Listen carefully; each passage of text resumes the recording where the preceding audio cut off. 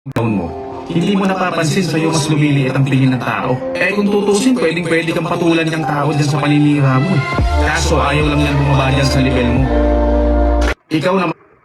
Totoo naman na si Sara Dutae, magaling niya maghabi ng kwento. Propaganda ng China, ganyan ang style. Basta China, mga pro-China na tao, magaling yan sila gumawa ng ng mga kwento. Ang bibilis nila magsalita. Para silang si Eminem. Yung ng M&M. Yan, ang bibilis nilang magsasalita kasi ang galing-galing nilang gumawa ng kwento, mga kwentong kutsero, mga kwentong bayan, mga alaalamat ba? Walang mga katibayan. Walang katibayan ba? Walang mga pinagbabasihan kundi mga bla bla bla, mga alamat lang ng bayan. Yan ang yan si Sara Dutae. Magaling yang gumawa ng kwento. Kwento pa more. Pero tangin mo kung asan ang pinagbasihan yan, kung asan ang mga ebidensya niyan. Wala nga. Eh di ibig sabihin, kwentong kotsero. Yan si Sara Dutae. Pero tignan mo, yung kwento nila, yung pagiging smuggler ng kanyang asawa na si Van Scarpio, ang kanyang kapatid na si Pulong Dutae. Itanong mo yan sa kanya, iwas pusoy siya. Parang biglang nanigas ba?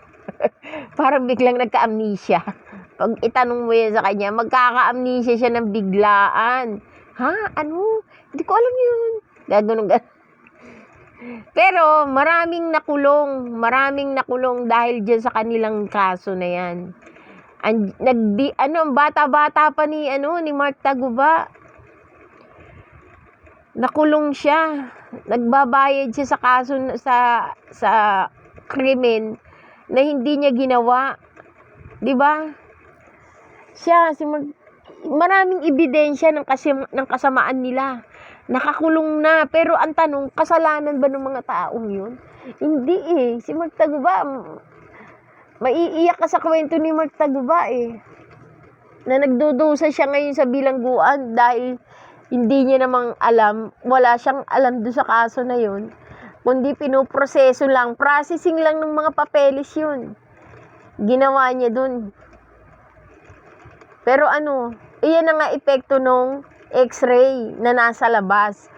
Pumapasok yung import. Papasok muna sa Bureau of Customs bago x-rayin.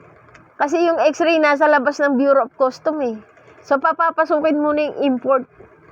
Pagdating sa loob, tsaka lang i-x-ray. Papasok sa loob, tapos ilalabas, doon lang pa i-x-ray.